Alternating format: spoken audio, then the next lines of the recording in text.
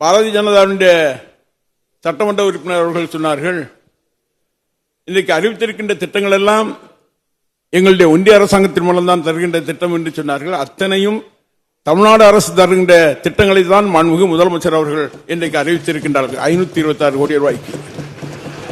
அதுபோல கடந்த 2 வருட காலமாக ஒன்றிய அரசாங்கமும் நம்முடைய அரசாங்கமும் சேர்ந்து செய்யக்கூடிய பணிகளை 2 வருடங்களாக தராமல் இன்றைக்கு 2 வருடமாக நாங்கள் அறிவித்த திட்டங்கள் எல்லாம் இன்றைக்கு நடைபெறாமல் இருக்கக்கூடிய நிலைகளும் இன்றைக்கு இருக்கின்றது என்பதை அந்த சட்டமன்ற உறுப்பினருக்கு நான் தெரிவித்துக் கொள்கின்றேன்.